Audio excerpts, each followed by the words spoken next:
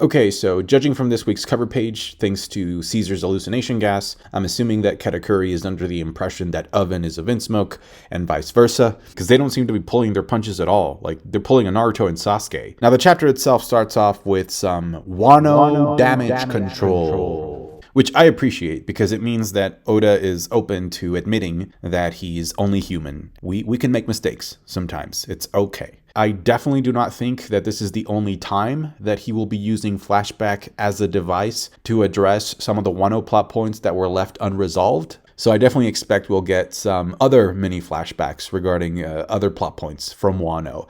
And at this point, look, it's like he either does this or those plot points don't get covered at this rate. So I would rather have these mini flashbacks than get nothing at all. And it's not optimal that he's doing this, but it is the best way forward given the reality of the situation. So I do appreciate the fact that Yamato's reasoning for staying behind has been amended to a reason that makes way more sense than the one that we got in 1057. Because this reason is actually accurate. Given the people that have left Wano, Yamato is technically the strongest character there currently. Also, Yamato's mythical type Devil Fruit was said to be the manifestation of the guardian spirit of Wano. Something else that I have to mention is that Sanji keeps calling Yamato Yamato-chan in this chapter, and it's not the only time that he's done this. Like, I think he did this in like 1057 as well. And so of course we know that in Japanese that suffix is used to refer to women, right? And then I also remember in chapter 1052, I think it was Hiyori who called Yamato Yamato-kun. And so we know that kun is used for guys, right? And so I think it's pretty obvious that Oda's intention with this is to keep Yamato's ambiguity alive. By the way, all these suffixes are in the early translations, not the official translation,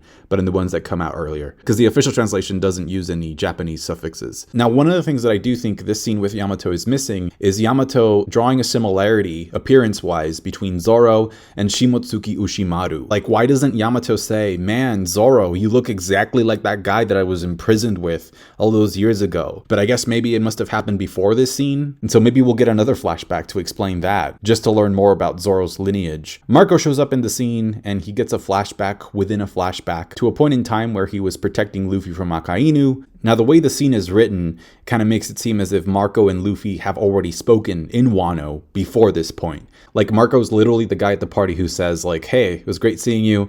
I'm gonna head out. Nice seeing you again. So it definitely seems like there was more interacting than what we actually got to see here. There's a brief mention of Ace in the conversation for emotional appeal, and then Marco flies off to the Red Force, and then he is given a ride to Sphinx Island. We see that the running gag between Shanks and Marco continues, where Shanks asks Marco to join his crew, and then Marco refuses.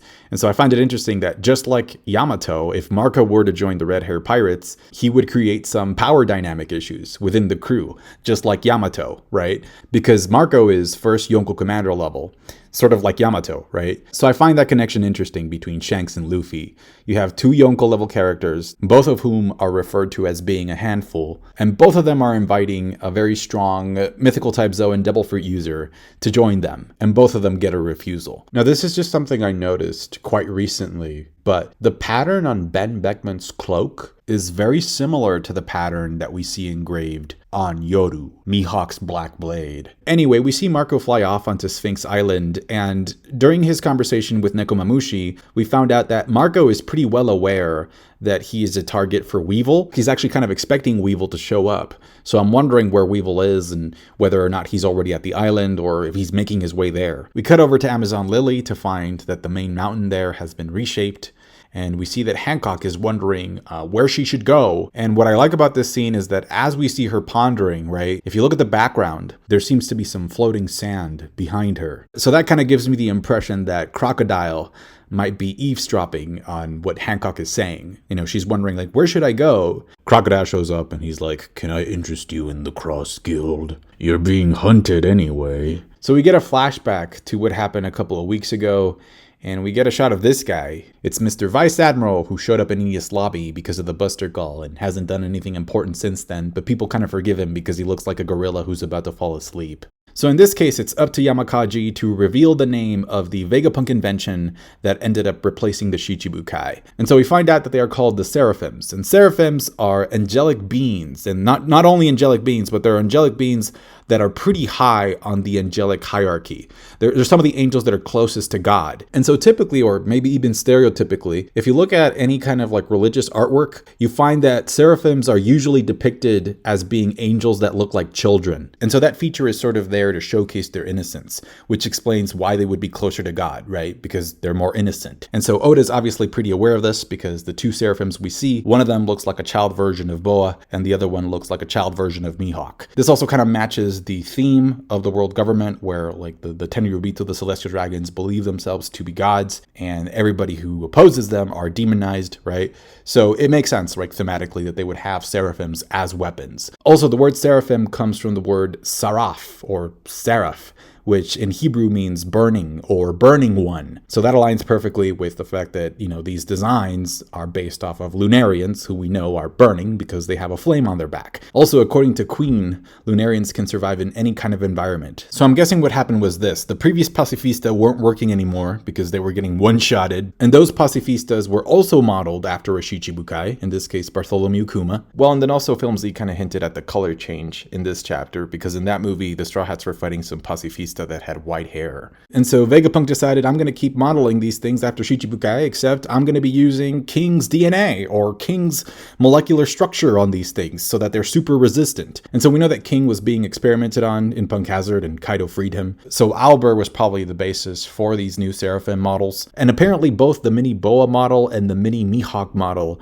appear to have the Kizaru laser feature installed as well, because we see little Boa using it, and then when Blackbeard shows up, we see his men crying out for help because of an explosion caused by the laser beam of the Mihawk Seraphim. Like I said, Blackbeard shows up and uses the power of the Quake fruit, Gura Gura no Mi, to push the Marines aside and make his way into Amazon Lily. And we find out that he's only being accompanied by two of his Titanic captains at this time, one being Katarina Devon, the other one being Basco Shot. I thought it was interesting how Katarina Devon and Basco Shot make comments that could be considered sort of like the dark version of what two of the Straw Hats would say. Like Katarina Devon makes that cruel and edgy comment that could be considered sort of like a heavier version of Robin's dark humor. And then what Basco Shot says is sort of like a darker expression of Sanji's lust. So it's kind of what two of the Straw Hats would say if they were in a dark alternate universe. I thought it was pretty interesting too that apparently Yamakaji needs permission from the higher ups to attack Blackbeard.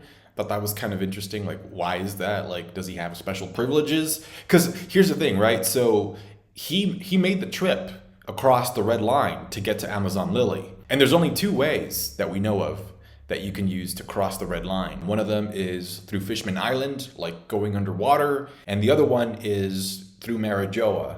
But you need special permission to get through Marijoa. So does Teach have that special permission? Was he allowed to cross the red line that way?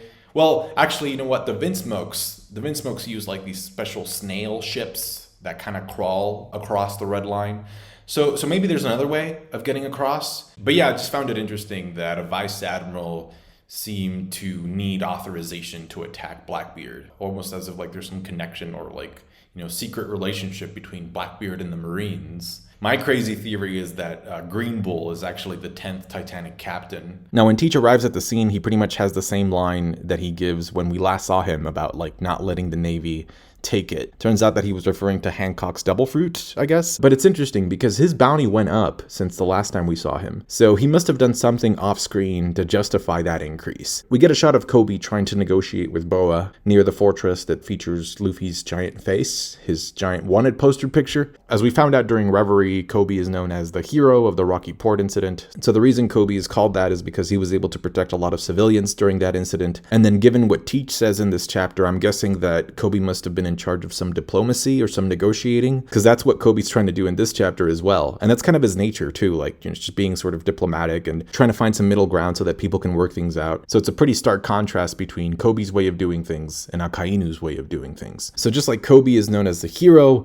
Law is known as the mastermind of the Rocky Port incident. Blackbeard also says that it was thanks to Kobe's intervention that he was able to take out Wan Ji, otherwise known as Ochuku. So we learned from Sengoku a while ago that Wan Ji was a member of the Rocks Pirates, along with Silver Axe and Captain John, Shiki as well. And the character of Wan Ji, just like Blackbeard, is actually based on a real-life pirate.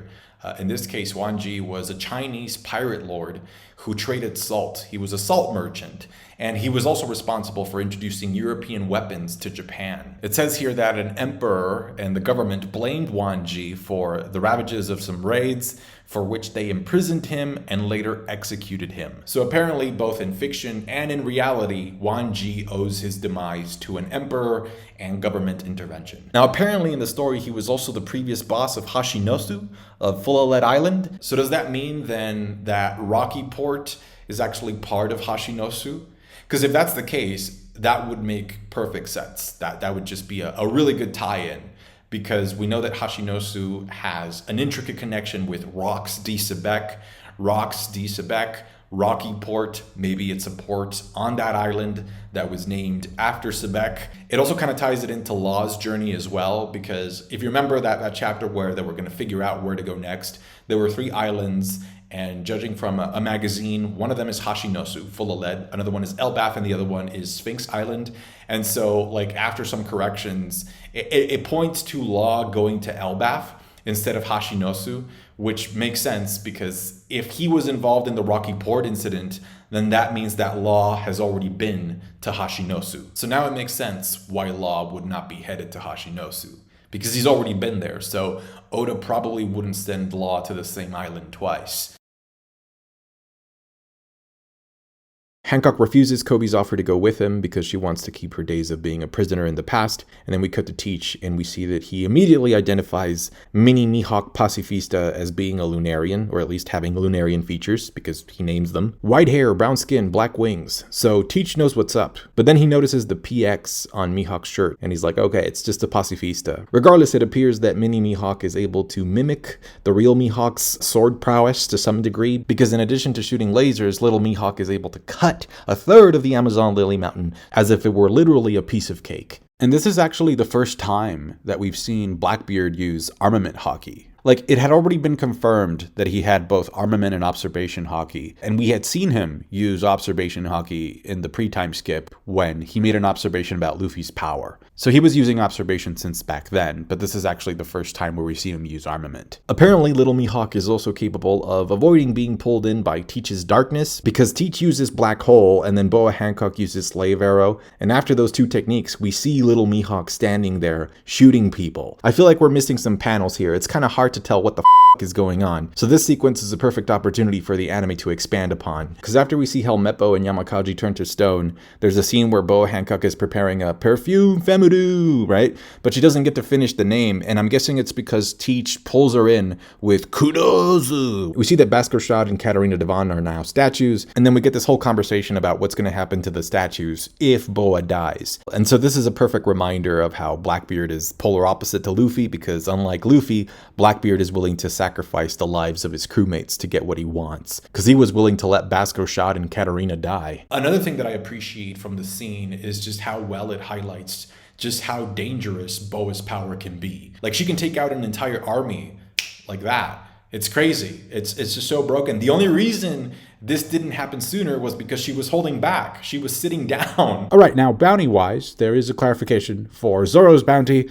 There was some confusion last chapter, but it is in fact 1.111 billion. So it's basically this number here, and as many of you have already been told or guessed or observed, this is actually Zoro's birthday. So it's November 11th, so 11/11. Sanji, same thing. If you take away the 1 billion at the beginning, you get 3-2. So that would be March 2nd, which is also Sanji's birthday. Plus, there's also a numeric similarity between Sanji's bounty and Queen's bounty. As for the new bounties that appear in this chapter, we have Blackbeard's, which is 3.996 billion. So I thought it was interesting that his numbers are divisible by 3. But then also, if you spell out the number 3,996 in Japanese, this is what it would be. And so I find it interesting that this section right here sounds a little bit like black in Japanese. So black in Japanese is kuro.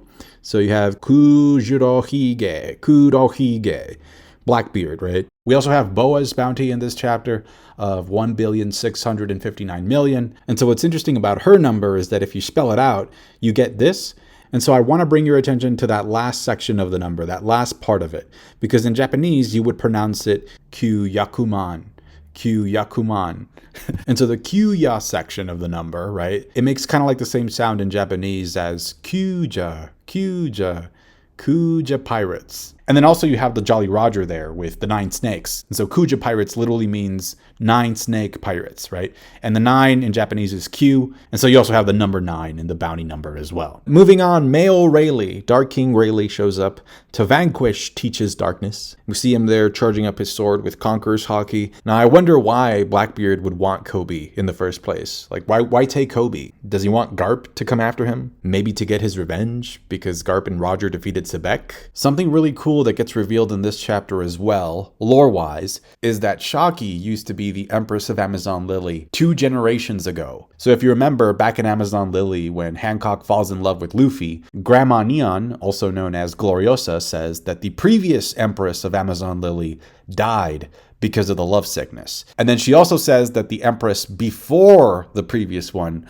also had the love sickness. So that was Shaki, right? Shaki fell in love. And then according to what Neon heard, Shaki also died, apparently, but we know that that's just not true. And that's because apparently there seems to be an antidote to the love sickness, which is to leave Amazon Lily and go with the man you love, which is exactly what Hancock ends up doing, right? She leaves Amazon Lily to help Luffy because Grandma Neon tells Hancock that if she ends up doing that, that'll end up saving her life. So the question here is, was Rayleigh the man that Shaki left Amazon Lily for? Like, did Shaki fall in love with Rayleigh and that's why she had to leave? Like, at one point, Shaki does say that Garp went after her, and people thought that this was referring to the God's Valley incident, and that maybe Shaki was part of the Rocks Pirates, but this chapter could actually give what Shaki says about Garp a different meaning. So maybe Garp was chasing Shaki in a romantic sense. So I have the manga here, and Grandma Neon does in fact tell Hancock that the previous empresses plural, right, ruined themselves by suppressing those feelings of love. By choosing to go with that man, meaning Luffy, you've saved your own life. So I'm guessing that Shaki must have fallen in love with Rayleigh, because it's been confirmed, right? I read the wiki, and the wiki does mention that it's been confirmed that Shaki is in fact Rayleigh's romantic partner. So yeah, so Shaki must have gone to be with Rayleigh, and that's how she survived. That's how she got through her love sickness. Now, one of the most important questions that this chapter leaves us with is, why did Blackbeard want Boa's Devil Fruit in the first place? Because Blackbeard was in the New World the last time we saw him, which means that Boa's Devil Fruit must have been important enough to him to make the trip across the Red Line again to get his hands on it. Then again, Boa was in Marineford, and so far we didn't see Teach show any interest in her Devil Fruit back then, so maybe he just didn't know that it was as special as he knows now. So the first idea here is that I think it might have something to do with the Devil Fruit's awakening power and what that allows the user to do. Because if you remember, the reason Roger was able to find the poneglyphs and sort of be drawn to them was because he could hear sort of like the voice inside the stones, right? He could sort of understand what the poneglyphs were saying or were about because he could hear the voice of all things. So I'm wondering if Boa's Devil Fruit, if you awaken it, would it allow the user to sort of perceive the same thing that Roger was perceiving from the stones? Because it's, you can turn people into stones, not just people, but you can turn objects into stone as well with Boa Hancock's power. So I'm wondering if there's a connection between being able to understand the poneglyphs and Boa's Devil Fruit power awakening. And then lastly, I saw a post on Reddit about a year ago by username Jemanamurti. And they pointed out that if you go to episode 174, they said episode 178, but it's actually 174 because I checked. If you go to the episode, in the scene where Robin is exploring the ruins of Shandora, you see this picture, which is a picture of what appears to be the sun god versus a snake monster. Now, despite the image only appearing in the anime and not in the manga, another user by the name of Hyrulean88 says that the anime includes the exact same image during the Odin flashback. So here it is again. The sun god versus his opponent, a giant snake monster. So it's repeated twice in the anime. And so the idea here is that instead of Hancock's Devil Fruit being a paramecia, maybe Teach wanted it because it's actually a mythical type Zoan, as was the case with Luffy. It also kind of fits if you think about how it was that Boa and her sisters got their Devil Fruit powers in the first place,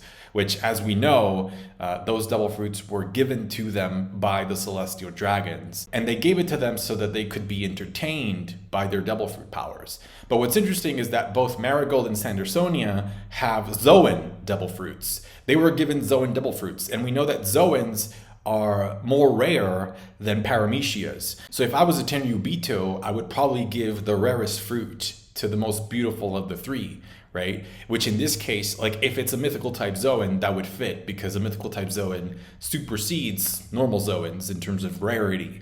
Plus, we know that Blackbeard is mainly interested in like devil fruits that are extremely rare. Plus, he already has a Paramecia devil fruit. So it would make more sense for him to make the trip across the red line in search of a mythical type Zoan. Also, if you remember when Luffy was in Amazon Lily, we found out that the women there believe that Boa and her sisters defeated a Gorgon, which is a monster that is said to live in the center of the ocean. And so the way the story went is that after the Gorgon was defeated by Hancock, the monster left a curse on the sisters by etching its eyes on their backs. And so the creature's eyes are said to have the power to turn people into stone. Obviously, we later find out that that whole story was a lie because it was a story that was told by the sisters so that people wouldn't look at their backs because they have the mark of the celestial dragons. So the story was kind of made up as a way to protect the sisters from embarrassment and shame. But even though the story is false, it does kind of get you to think, like, is there such a thing as a Gorgon in the world of One Piece? Is there perhaps a devil fruit, a mythical Zoan devil fruit that has the powers of the Gorgon? And so this also kind of goes along with the real world mythology of what a Gorgon is, right? The ancient Greek mythology of what a Gorgon is. So according to Wikipedia, it says here, while descriptions of the Gorgons vary, the term most commonly refers to three sisters who are described as having hair made out of living venomous snakes and horrifying faces that turned those who beheld them into stone. It also says here that out of the three Gorgons in classical Greek mythology, only Medusa is mortal. So the fact that it mentions that the mythology revolves around three people, three sisters, is interesting because it fits the theme of Blackbeard, right? The theme of three. Surrounding his character. The creature could also be connected to Quetzalcoatl, which was a god for the Aztecs. It's the feathered serpent god for them. Because we also get to see a shot of Quetzalcoatl in the anime, episode 174, in that scene with Robin as well. And something that the official translation makes pretty apparent is that Blackbeard wants Boa Hancock's devil fruit powers for himself. Because in the official translation, Teach says, "She's all yours, as long as I get those powers." So it doesn't seem like he wants the power to give it to another member of his crew. He wants those powers for himself, which I guess kind of means that he still needs a third and final devil fruit. And so what's crazy about that, like if you think about it, it means that if Blackbeard doesn't have a Zoan devil fruit, then that means that Blackbeard was somehow able to scar Shanks permanently with no devil fruit powers. I like how Rayleigh calls Blackbeard Whitebeard's cabin boy because that was his first impression of him on that island where they met. Now, in addition to the new models of the Pacifista, which I'm assuming were what Fujitora was talking about when he mentioned the SSG, because, you know, SSG has the S as part of its initials, so I'm assuming maybe the S means Seraphim. In addition to that, Shockey mentions that Vegapunk has also created these new paddle ships that have like sea stone on them. So they're essentially like a version of the battleships that the Navy use to get in and out of the comm belt, but I guess like now they're being mass produced. So more people now have access to the comm belt. So the Sea Kings being there aren't that big of an issue anymore. So I guess people can just go ahead and buy those ships and just go whale watching on the comm belt. Or Sea King watching. Rayleigh goes on to admit that if the fight had been a 1v1 with him versus Blackbeard, he would have lost. Which I think is interesting because pre-time skip, Rayleigh was able to sort of fight evenly with Kizaru, right? He was able to stall him out, so they were kind of like evenly matched. So it'd be interesting to see what a clash between Rayleigh and an admiral looks in present time, right? After those 2 years. Because, you know, 2 years can do a lot to a person. I mean, Garp and Sengoku retired. Sengoku got white hair in 2 years. So yeah, we got Rayleigh pretty blatantly admitting that he can't beat a Yonko, right? So it'd be interesting to see how like he stacks up against an admiral, you know, for those Yonko versus admiral debates. And Rayleigh looks kind of upset, a little bit frustrated in that panel as well. I don't know if he's kind of disappointed that Blackbeard kind of got away with kidnapping Kobe. But I don't know, maybe Kobe was like a bargaining chip. Maybe Kobe decided to sort of like sacrifice himself as a hostage. Again, there's a brief mention of the SSG, which at this point I'm thinking that those initials actually stand for Seraphim Shichibukai Gang, or Seraphim Shichibukai Group. I mean, I know Fujitora says that it's the special science group, but it's still kind of fun to play with the initials. But anyway, yeah, they were created to intentionally replace the Shichibukai system. Neither the little mini boa nor the mini Mihawk had scratches on them after all this was said and done, which of course is due to them having like the Lunarian DNA, because they can survive in any kind of environment. By the end of the chapter, we get a shot of a Navy ship, a Marine ship, which is headed to Egghead Port. And so I remember back in Whole Cake Island, like there were islands that were food themed. I think at one point we saw some of the Big Mom pirates going out to different islands to collect ingredients for the wedding cake. So I wondered if like it was one of those like egg themed islands or whatever. But now that I think about it a little bit more, I'm wondering if like this Egghead place or this Egghead port is actually the island, or if it could be the island where Roger got the giant egg that we see in the flashbacks that's aboard the Oro Jackson. Kobe getting captured kind of gives me like pre-time skip Ace vibes. But I think that Kobe should be relatively safe for the time being, because we know that Aokiji has been working for Blackbeard, or has some degree of connection to Blackbeard. So maybe Aokiji protects him, or, does something to help Kobe. Like, we know that Kobe is a member of Sword, and so it wouldn't be surprising if Aokiji was also a member of Sword. It just makes perfect sense that this kidnapping could be an opportunity for Kobe and Aokiji to interact, therefore allowing us, the reader, to learn more about this secret organization within the Marines. Thought this one was pretty good. I like how it focuses on characters that we haven't seen in a long time. Thank you so much for watching and for all of your support. Hope you guys have a good week. Everybody take care, and I'll catch you guys later. Bye.